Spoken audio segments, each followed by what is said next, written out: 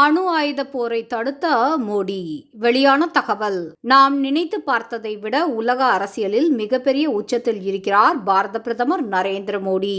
Russia மற்றும் Ukraine இடையிலான போர் உலக நாடுகளை எல்லாம் திணறடிக்க செய்தது. யார் சொன்னாலும் கட்டுப்படாதவராக இருந்தார் ரஷ்ய அதிபர் புடின்.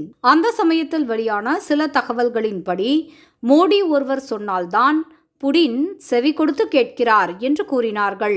அதன் அடிப்படையில் ரஷ்யா உக்ரைன் இடையே அமைதி நிலவ வேண்டும் என்பதை இந்தியா மீண்டும் மீண்டும் வலியுறுத்தி வந்தது. ஷாங்காய் ஒத்துழைப்பு மாநாட்டில் மோடி அவர்கள் கலந்து கொண்ட போது கூட புடின் அவர்களை சந்தித்து இது குறித்து பேசினார். இது 21ஆம் நூற்றாண்டு போர்களுக்கானது அல்ல என்பதை மோடி அழுத்தம் திருத்தமாக பதிவு செய்திருந்தார்.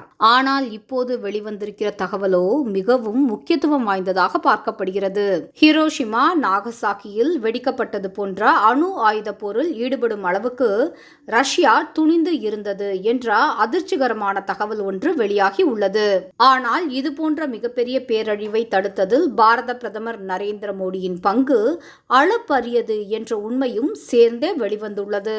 அமெரிக்க அதிகாரி ஒருவர் CNN செய்தியில் நிறுவனத்திற்கு அளித்த பேட்டியில் இந்த தகவலை தெரிவித்துள்ளார். உலகம் முழுக்க மதிக்கப்படும் தலைவராக நரேந்திர மோடி உயர்ந்துள்ளார் என்று பலமுறை நாம் கூறியிருக்கிறோம். ஆனால் இரு வல்லரசுகள் நாடுகள் இடையே சமரசம் பேசி தீர்க்கும் அளவுக்கு ஒப்பாரும் மிக்காரும் இல்லாத தலைவராக நரேந்திர மோடி உயர்ந்திருப்பது இதன் மூலம் ஆதாரபூர்வமாக நிரூபணமாகிவிட்டது.